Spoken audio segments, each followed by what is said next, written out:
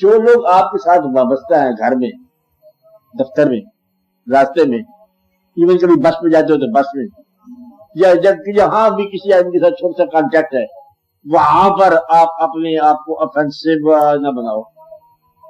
چھوٹی سی بات، مقصد یہ ہے کہ انسان بن جاؤ.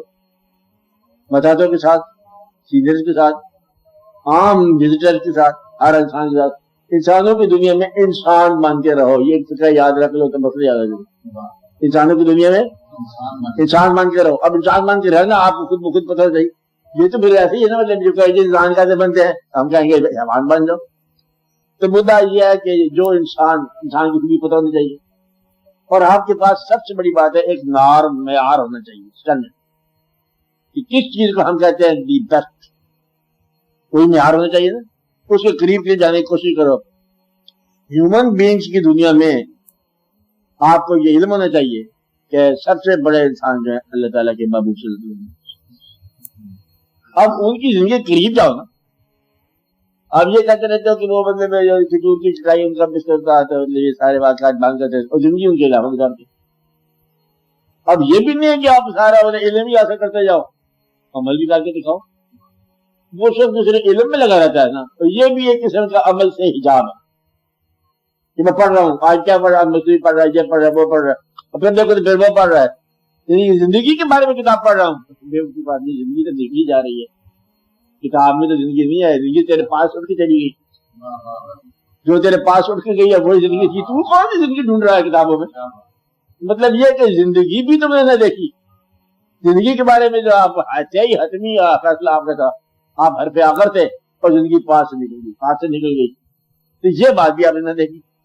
مدعا فارمولے ہم بناتے رہتے ہیں کہ بہت علم چاہیے. بھائی جدا ہو گیا. کیا ہو گیا بھائی؟ جدا ہو گیا. کتاب پڑھنے کا فائدہ. اس نے پیسے مانگے تھے یا زمین آپ کی مانگی تھی، آپ نے زمین مانگی تھی، مجھے دو جا بھائی جانے دو. تو جو بھائی کو جانے دے، باپ کو جانے دے، دادا کو جانے دے، اس کو جانے دے، اس کو جانے دے، اس کو جانے دے. زندگی کے اندر رہنا مطلب سرور نہیں آ رہا. سرور کیا ہوتا ہے؟ سرور ہوتا ہے آپ اپنے متعلقین کو خوش رکھو. متعلقین سارے آپ چھڑ کر دو تو پھر بات کیا رہے گی؟ بیٹے اندر آ کر دو اپنا، تو پھر آپ کی زندگی کہاں سے آئے گی؟ یہ جو چھوٹی چھوٹی باتیں، چھوٹی بات ہے جی. خدا کی بات میں تو خدا کی بات ہے ہی کوئی نہیں. خدا تو بندوں کی بات کر رہا ہے. خدا بندوں کی بات کر رہا ہے، تم خدا کی کون سی باتیں کر رہے ہیں جہاں سے تم تو بھگا گئے. اللہ جو ہے کتاب مبین میں قرآن پاک، اللہ کی کلام تو یہی ہو گئی. اس میں دیکھو کون سا آپ سے بارے کیا بات کی.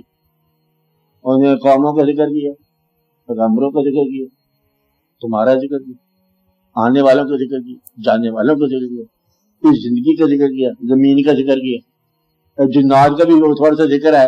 اصل بات جو ہے انسان کہ ہم نے پیدا کیا پھر انسان کو اپنے اظہار کے لیے، اور پھر جب ہم نے آدم کو تخلیق کیا تو ہم نے حکم دے دیا قلنا للملائکۃ اسجدوا. اب ہم نے کہہ دیا آدم کو سجدہ کرو، فسجدوا الا ابلیس ابا واستکبر وکان من الکافرین. اسے باہر نکال دو. اب کہانی شروع کر دو. اللہ کہانی کیا ہے؟ آدم علیہ السلام کا آدم، زمین، انسان، امتیں. اب اللہ زور لگا رہا ہے. کیا زور لگا؟ یہ کہہ رہے کلمہ پڑھو اس کا، جو یہ کہہ رہے ہیں وہی کام کرو. یہ اللہ کیا ہے؟ مطلب یہ کہ اللہ ہے اب بندے کی راہ بتا رہا ہے. اس کا خیال رکھو. تم نے پیغمبروں کی روح گردانی کیا ہے، تمہارے اوپر عذاب میں ہوں.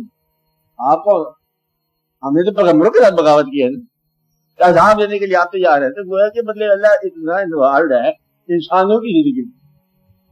یہ پیغمبر ہے اس کو ہم نے نامزد کیا، یہ تمہاری قبریں ہوں گی، اس میں کرام کاتبین منکرین وغیرہ وغیرہ اللہ حاضر کیا، یہ تمہاری زندگی ہوگی، یہ تمہارے واقعات ہیں. زمین سے رزق تلاش کرو، رزق حرام نہیں ہونا چاہیے. لگتا ضرور ہم حرام کھاتے دکھا دیں. وہ کہتا ہے حرام رزق جو ہے نا یہ کسی اور کا حق لے جاتا ہے. مطلب بات پوچھ کہ میں کس لیے محروم ہوا ہوں، یہ دیکھ کے کیوں تجھ کو ملا حق سے زیادہ.